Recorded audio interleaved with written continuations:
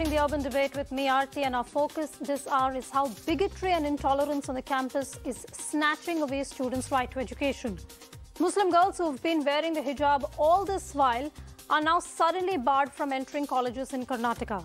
In Udupi, 3 colleges have denied entry to female students with a headscarf. For the last few weeks, several colleges have been shutting their doors to girls with a hijab after more and more right-wing groups began protesting against the attire on the campus by brandishing saffron scarves. This controversy has even reached the High Court with a plea hearing on Tuesday. The Karnataka government has said that it will make its stand clear, but has asked students to follow local protocol for now. The big questions, though, tonight are: should colleges be left to decide on students' attire, or should the government intervene? Is it time for a uniform code for students? And above all, how can we bring the focus city also join us? Ladies and gentlemen, thank you so much for speaking to Mirror now. Dr. Geeta Bhatt, if I can ask you, there has been no incident recently that's been reported. Suddenly, out of the blue here, we have not just one college, it's almost become now as a spiraling effect, a ripple effect, where more colleges are saying if you wear a hijab, you can't come into the classroom. Well, you see, I don't know, somehow like for the last 1 month, this issue has been brewing up, and it started with 5 or 6 girls asking for wearing, a hijab on the school campus. And suddenly we see that it looks like as if there is a very, a designed pattern is emerging, where suddenly a lot of girls are asking that they want to be on the campus while wearing their hijabs, and there are political parties, political leaders who are using this opportunity, taking this as an opportunity and trying to create controversy over it. It is, you see, classrooms, they need to be religion neutral places where students, from various type of communities, they come together, and it's a temple of learning, going to school or to college campuses. While rather than focusing on how good the classroom lectures have to happen, what are the various kind of infrastructure, or demanding for certain type of infrastructure that they may require in taking classes, it is, the question that is being asked is that why they are not being allowed to wear hijab. Now, you see, they have, every individual has a right to dress up in whatever way they want to dress up. But at the same time, and it is not the first time, in the Kerala High Court in 2018, already there are a few students who had gone to the court with the same kind of an appeal, and the court had rejected it while saying that an individual, while has a right to decide and to wear whatever way they want to dress up, but it cannot be at the cost of annihilating the right of a particular school system or an organization the way they want to run a particular institution. And it is not there. It is not just this example. There are institutions in Kerala where there is Muslim Education Society, which runs more than 100 institutions, including schools, professional institutions, and not only in India but abroad also. They, in 2019, they banned hijabs on their campus, in spite of being an organization, which is being run or managed by people who belong to Muslim community. And there are many, Muslim scholars who have been time and again saying that, hijab in south of India, it actually came from the Middle East, when a lot of people started going and working in Middle East. 30, 40 years back, there were hardly any woman who used to be wearing burqa or hijab, because a veil, it is basically part of an Arab culture. It is never a part of an Indian culture. So there are many ways of looking at it. So these students who are so keen on wearing a hijab, they can go to there are many schools in the state. They can go to a school where this is a part of a uniform. Nobody is stopping them from doing that. No, but I think, Dr.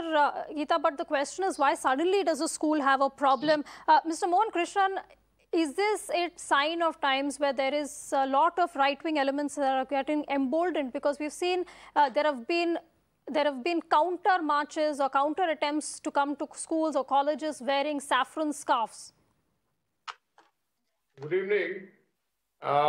This has become a very political issue right now.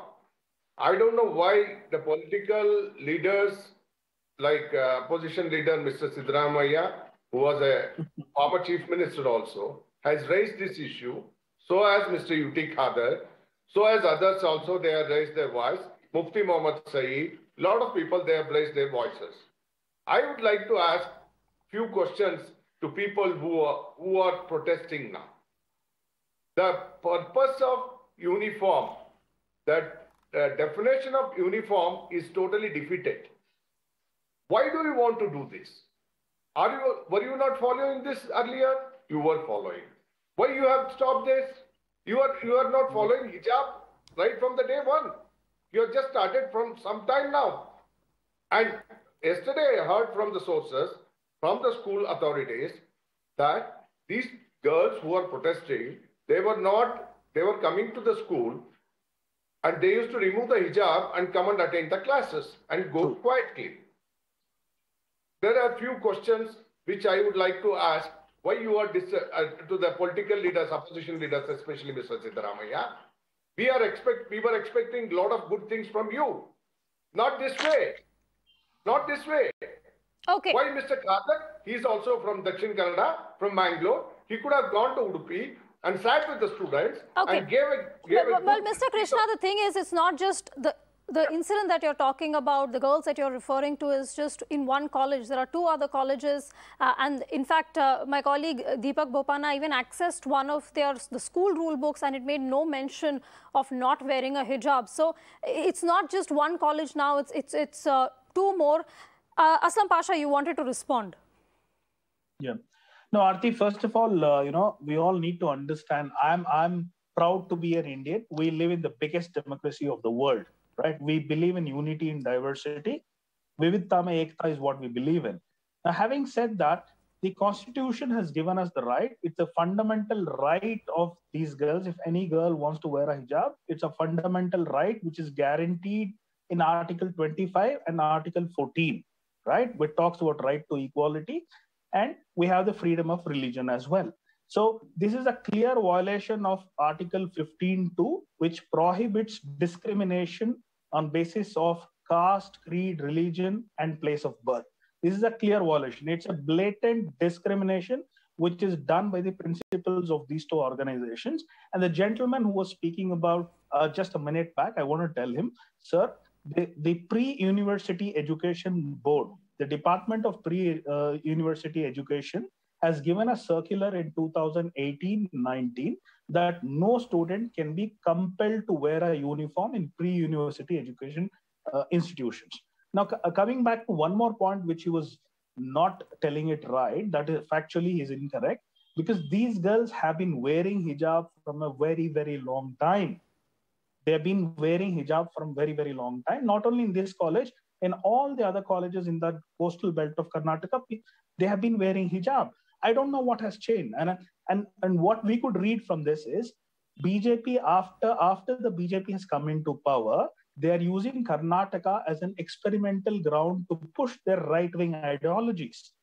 They're trying to push the right-wing ideologies. We have seen how the anti-conversion law has been brought in. We have seen how the cattle protection law has been brought in. They're trying to bring in another issue, which is trying to polarize the majority. Right? This is clearly to discriminate the minority in the state. Hey, come in for 10 seconds. Karnataka. Yes. I'll finish. Sir, let me finish. No, please. Finish, you can do it. I have. One second, hold on. One second. There are three people who've raised their hand who want to speak.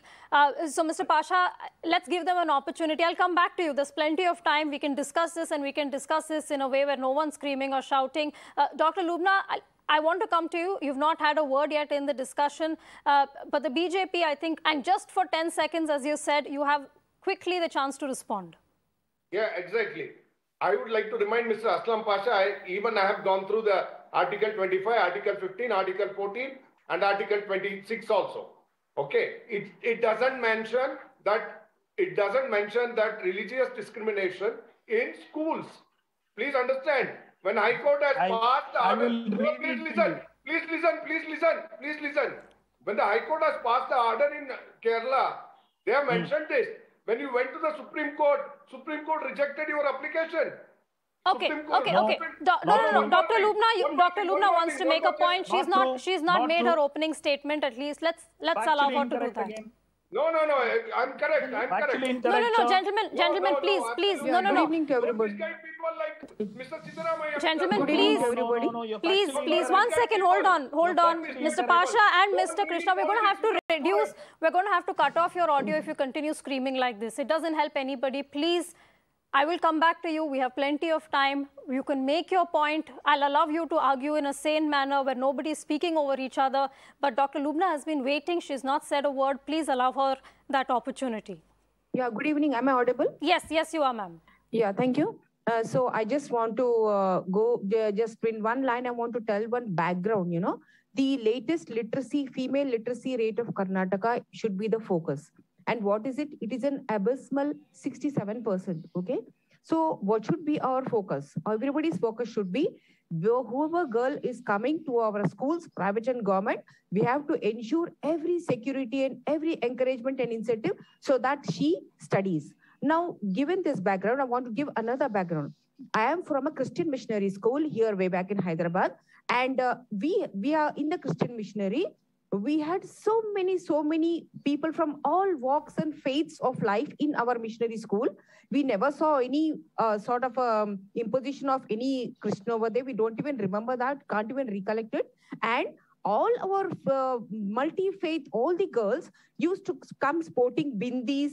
They used to come with vibhutis, with these sacred threads. It was never, the thought never even crossed our mind that it is some religious symbol and where they're wearing.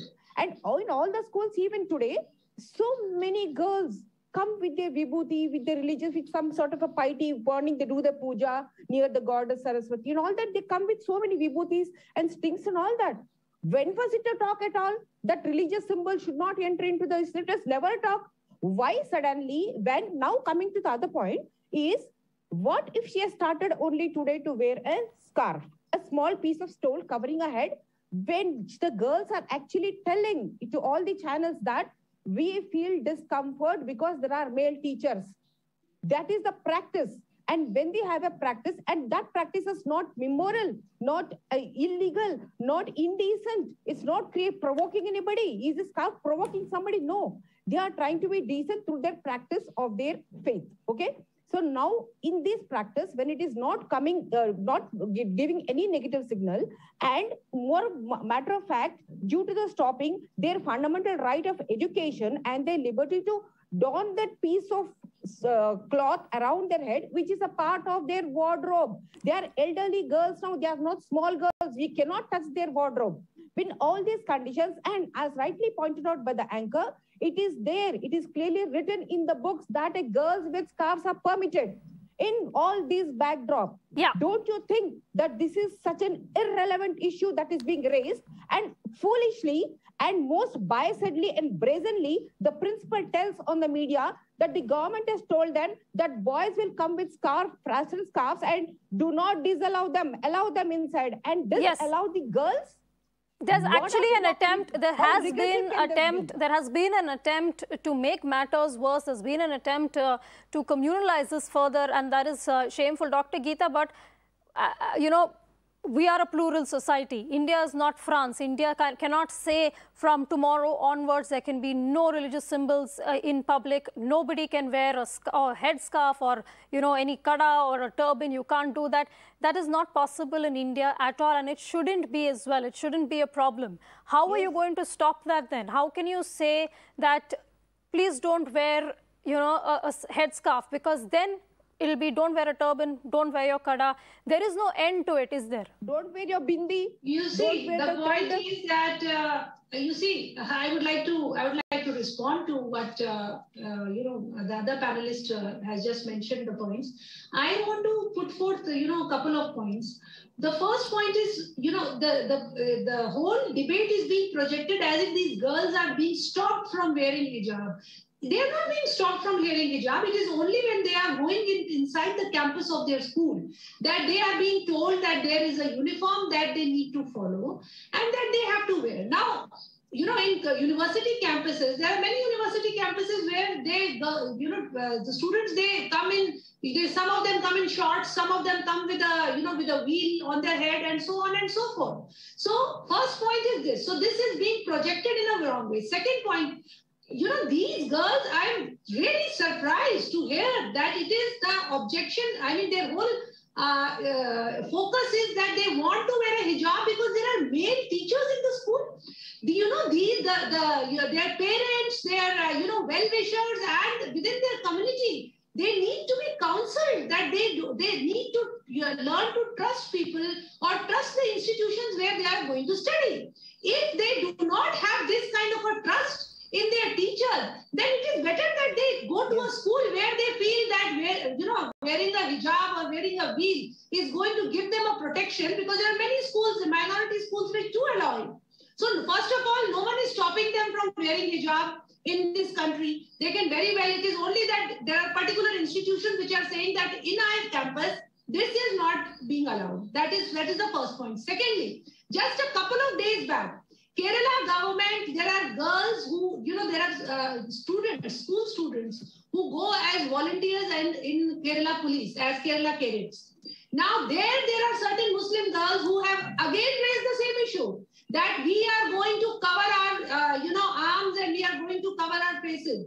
And the Kerala government has rejected it, telling them that it is not possible. There is a particular uniform that you have to wear, and it is not going to be allowed. Okay, Dr. Bhatt, everybody has their hand raised again, and everyone wants to make a point.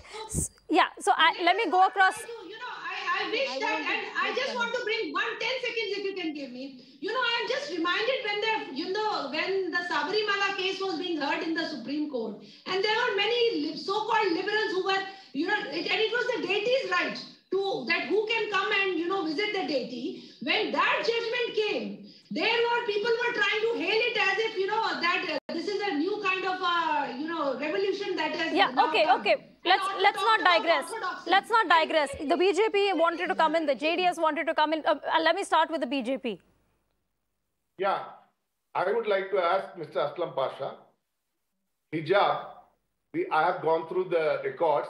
Hijab is when they can wear hijab, they should not wear hijab in front of when they are marrying a person. That is what I regret about it. I don't know to what extent. The European countries have banned hijab. European countries have banned hijab. No, but we can't be that, sir. We cannot be France. We are a plural society. We cannot and we should not even attempt to be France, where you say no more public religion or no more signs of religiosity. We cannot be like that. No. I'm just giving you an example. See, this is in Karnataka. It is happening from past 1 month, because elections are round the corner in next 13, 14 months. The Congress and the other parties, opposition parties, they don't have anything to say about the government, which is doing an excellent job. And even the education is not been disturbed so far. It is for the first time, I'm telling you, for the first time, opposition parties backed people there. Who has prompted this? Okay, let the JDS respond. I think the allegation is that there are sinister forces at play that making matters worse, that's actually instigating. No. Mr. Krishna, let the JDS respond. Mr. Mohan Krishna, let me tell you, in the same schools, for decades, the Muslim girls have been wearing hijab. You can go and check the records. In the same school for decades. Mr. Aslam Pasha, don't lie on the national media. No, can you please go to check the records? You need to allow me to speak now. Can I speak now? Mr. Krishna, can I speak? Mr. Krishna, please. Mr. Krishna, please let him finish. Am I allowed to yes, speak please let him finish. I request all our panelists to not shout over each other. It doesn't help anybody. Yeah. Right. So, Aarti, I just want to make one point very, very clear. For decades, the girls have been wearing hijab in these schools. There was no problem earlier. Karnataka is a very progressive state. It is the most literate state.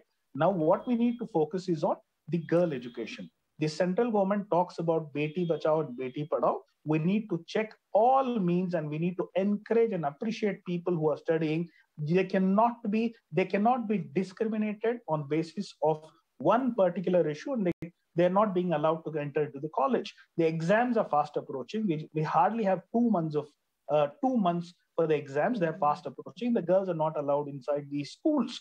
What will happen to their career? What will happen to their future? These are the future of our nation, right? And also, having said that, let me walk through Mr. Mohan Krishna through the history. Sir, I want to ask you, do you know who are the pioneers of women education? Do you know who are the pioneers of girl education? It is Fatima Sheikh, along with Savitri Bai Phule, who started the first girl school in India in 1840. Fatima Sheikh also was wearing a hijab. Do you think she's also wrong now? Along with the social reformers like Rajaram Mohan Roy, Vidya Sagar, there are so many people. There are so many people. Okay, Dr. Lubhna, there is so many no. people I have a question, to the nation, an academic question also for Dr. Lubhna. The question of is a headscarf integral to Islam is something that has been raised repeatedly in this conversation in the past. Now, that is one. The second one, the Supreme Court has in 2018, the Kerala High Court, beg your pardon, has in 2018 upheld the right of an institution to allow them to decide the uniform. They've said you can't wear headscarves, you can't wear full sleeve, and the court upheld the university's right to do that. That is what Mr. Aslam Pasha was. See, what I would like to tell is, it is Kerala High Courts, many of the judgments of the Kerala High Court have been recently squashed by the Supreme Court in the past 4 or 5 years. So it is not about which High Court is telling what. We have something above courts, we have the Constitution, we have the natural principles of justice and the people's will, and the incentives to be given to girls for the education. Why, with what wisdom was it mentioned in the books of the age-old government school that girls with scarves can be allowed? And one of my co-panelists was telling about Fatima Sheikh, Savitribai Phule. She herself was wearing a hijab. Can you give me a single photograph of Savitribai Phule, our beloved mother? She is no, she never wore a hijab, please. Please let us She was covering her head always. This kind of misinformation cannot be spread. She never wore a hijab. Fatima Sheikh was wearing hijab. Who said? Okay. Hold on, please. I can't outscream. I really cannot outshout 4 people. Please, I can't outshout 4 people. Please, Dr. Geeta Bhatt, you want to make a point? I understand. I will give you time, but Dr. Lubhna, just take 30 seconds, please. Yes, okay. See, I am telling you very clearly with facts, and look at any image of Savitribai Phule. You can never find a single image, her head uncovered. Take it from me and let Geeta Bhatt go and search in the history and respond to it. Now, coming back to the part that whether it is an integral part of one's faith or not. In Quran, it is definitely it is part of the religion, but the following of the religion is always been an option for Muslims. Some Muslims follow it, some Muslims don't. So when these girls have opted for it and the government and constitution are permitting it, why are people objecting it? It's such a fundamental okay, Dr. Geeta Bhatt, Only last No, I'll come back to you, please. We need to allow others to speak. Dr. Geeta Bhatt. Police matter. One second, police matter, I'll and conclude. See, police matter. Let Dr. Geeta Bhatt. I'm sorry, my co-panelists can be, Okay. Geeta Bhatt, I'm allowing you to speak. I'm allowing Geeta Bhatt to speak. Please, this is. I am the judge here. I'm allowing Dr. Geeta Bhatt to speak. Yeah, so I would like to inform my co-panelists, she simply has to, browse through the internet and she'll come across original photograph of both Fatima and Savitribai Phule, both of them wearing exactly similar Maharashtrian sari. I mean, they are wearing exactly, you simply browse through, you will find it was just published a few days back in the newspaper also. Yes. So let us not, propagate these kind of false notions, first of all, that both are having their heads covered, that's all I told. Wear a hijab. Or, this is, so hijab is not something which they were wearing. Covering simply head and cover. These girls who are covering their faces covered up till here. Covering their head for Okay, one second. We are not discussing Savitribai Phule. We are discussing a particular incident, or rather 3 instances in Udupi district itself. It is, Dr. Geeta, but I really request you to not shout and not overtalk somebody else, because again, it doesn't help anybody. Everyone on Mirror Now gets an equal opportunity to speak. Everybody on Mirror Now gets an equal opportunity to speak, and we appreciate if you do that without shouting or without interrupting the other panelists. Mr. Pasha, you wanted to come in? Please do. Aarti, we all have grown up with one particular slogan. सारे जहां से अच्छा हिंदुस्तान हमारा, हम बुलबुलें इसके, ये वतन है हमारा. This is the slogan we have born with and we have been living with, and that is what we believe in: unity in diversity. We believe in vividta mein ekta.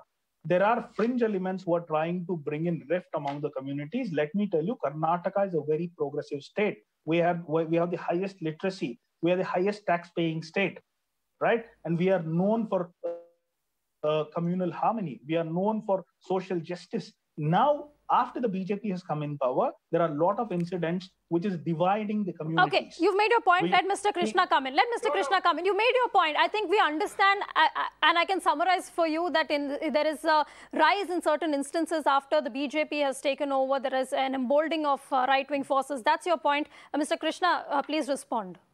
I would like to ask a question to Mr. Aslam Pasha and people who are advocating this hijab now. BJP has come to power last 3 years back.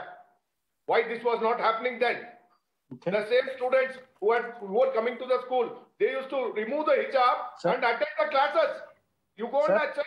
Not true, sir. Not true, sir. No, go and check with the authorities. Not true, sir. Sir, there is an article today. Don't meddle now. Don't listen to me now. Listen to me now. I have listened to your voice. Mr. Pasha, let him finish. Please. How dare you can say that we are polarizing? No. How dare you are saying polarizing? You are doing the mistake. Why you are advocating students to go to the court? You should have gone there and sat with the administration, and our opposition leaders are speaking in such a way that as if the government is not taking the action. Why the government should take the action? The same Siddaramaiah, who was the chief minister in 2018, he had brought the order that uniform should be there for PUC students. No. You are misquoting. Please listen to me. Please listen to me. Go and check. Go and check. 30 seconds. No, I'll allow you to speak, but let him finish. Mr. Krishna, just make your point quickly, please. Make your point quickly. Yeah. See, I have checked with the PUC board. There is an order from Siddaramaiah then only. And okay, in 1985, see, every school has got SDMC. That SDMC will decide that what should be the uniform, how the students should be behaved, what should be the discipline in the campus and everything. When the highest authority, even the courts have said that, even I have gone through the article also, they say that whatever the principal discipline has been described has to be followed by the students. Why these 6 students are so big for you? Geeta Bhatt, I have a question, and I will come to the JDS as well. I will come to the JDS. Just please hold on. I have a question for Geeta Bhatt. Should the government intervene, not just in any state, should the government intervene and say this should be the uniform? And even if there is, well, a uniform, is the hijab excluded from that? Well, you see, every state have their own way of deciding that what would be the school uniforms in the government schools over there.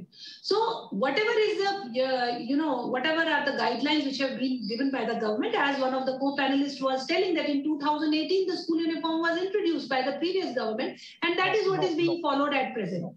So you see, while every individual fully has a right to wear whatever he or she wants to wear, we are the largest democracy of the world and a functional democracy. Every individual has a right to wear. If a woman wants to wear a hijab, please go. I mean, it is a different issue that in Afghanistan and Iran, women are, burning their wheels and why their are you hijab. about them, But it may not be true in the Indian context. Now, well, I would request the anchor to at least tell my co-panelists to hold his guns. Why is it that I'm not being allowed to speak and then I'm told that I'm shouting? Please kindly. Mr. Pasha, I really request you, Mr. Pasha, I really request you to not interrupt other speakers. It's not fair. It's not fair. It's really not nice. Please let them finish. You will get an opportunity to respond. So you see, while in some other Islamic countries, the women are trying to burn away their wheels. Here, there is a certain section. And let me tell you, this is not for the whole of Muslim community. I just tell you, there is one Muslim education society in Kerala which itself has banned hijabs in their campus, and they are running more than 100 institutions, across the country, and some of them abroad. So it is not that everybody and every individual girl is asking that they want to wear a hijab, but those who wish to wear it, please do so. And in case you want I would suggest and rather advise that this much of confidence must be built in these girls that they don't see in their male teachers as if they are there to harm their modesty. So okay. The kind of insecurity which is in them is something which is very scary. Yes. Okay, Mr. Pasha, you can respond now. Geeta ji, I'm very surprised when we talk about the burning issues in our beautiful country. This is the Republic of India. We are bound by the Constitution. We have a beautiful Constitution framed, and we are bound by it. When we talk about India, please talk about India. We are not interested in some banana republic like Syria or Iraq. We are more interested in the people of India. We are more interested in the women of India. It is the Prime Minister who's been speaking about Beti Bachao and Beti Padhao, right? Let's stick to the situation. Now, going back to Mr. Mohan Krishna, take it on record. It was Miss Shikha, who was the director of pre-university education in 2018-19. She has sent out a circular to all the colleges from the Department of Pre-University that the uniform is not mandatory in pre-university colleges. It is on record. I recollected the name. It's Miss Shikha. She was the director of Department of Pre-University. Right? Please go and check it. She has sent out a circular across all the colleges in Karnataka. The uniform is not mandatory. It cannot be compelled on the students of pre-university. Right? That's point number one. Sir, when we talk about education, everyone has the right. The principals who have barred the college, who have stopped the students to come inside the college, he is violating Article 15, Section 2. He is violating the right to education. The exams are fast approaching. It's just 2 months now. What happens to their future? Yeah. They have to attend the classes to do Mr. Krishna. Well. Okay, Mr. Krishna, let's summarize that essentially, that by denying them entry into the classroom, you're violating their right to education, and you're also violating their right to practice their religion. Yeah, let me remind him one thing. As we sign for credit cards, when we sign that for agreement in credit cards, we don't see a lot of things. The same thing has happened to the students also. They have not gone through the disciplinary guidelines which has been given. Now they have raised the issue. Again, I am telling Mr. Aslam Pasha, आपने बताया Beti Bachao, Beti Padhao. Yes, हमने ये किया, हमने ये करके दिखा रहे कि हम सावित्रीबाई फुले का भी हम सुना है, फातिमा शेख का भी हम सुना है. लेकिन आपको एक बात बताना चाहता हूँ. जी सर. आपने बताया आर्टिकल 15 का दूसरा हिस्से में, तो मैं आपको बताता हूँ हिजाब article 25 the students have put in the High Court under the pretext of Article 25(1). Yes. What it says, yes. I have gone through that. I have gone through that. I have gone through that in public places. In public places, we should not. No, don't disturb. Don't disturb. Listen. Okay. Listen. In public places, they are free to do anything. But it is a school. Try to understand. In Gurukul, when students are studying in Gurukul, do they go with a lot of dresses like this? They go with a different dress. Do you want me to do? Do you want all the students to follow in a different way? No. Okay. Let me take that point that you've made. Let me take that point that you've made to Dr. Geeta Bhatt. I don't know whether I'm assuming in your school as well there was a uniform. In any school where you go, everyone's wearing a uniform. No one's there in fancy dresses. They're coming in uniform. Several of them wear a bindi, a kada. How is it any different from wearing a kada or a bindi and wearing a hijab and entering a classroom? Are you asking No, me? I'm asking Dr. Geeta Bhatt. Right. You see, the school can decide on that. Whatever has in the manual of a particular school, if they are going to not allow that, that a student is not allowed to wear a bindi or a kada, then the students have to follow it. And if it does not suit them in terms of their religious practices, then they can always. There are many schools where these kind of bindings are not there. They can go there. An individual has a right to decide that if he wants to go and study in a particular institution, that right the student has. But similarly, the institution also has a right to decide that what would be the conduct in terms of dress, in terms of behavior, in terms of attending classes of that particular individual who's coming to that institution. So both of them have their rights and they both can, exercise it. So those who want to follow their particular way of dressing, which is as per they say, although there are some religious scholars who say that is part of Arab culture and not. Ladies and gentlemen, I am sorry to interrupt you. We've had a very heated discussion. We've had a very lively debate. Unfortunately, we're completely out of time and we're going to have to leave it at that. It is a discussion that we will continue to have. Leave bigotry outside colleges, leave bigotry outside education. But the debate on whether or not you can wear religious symbols will continue.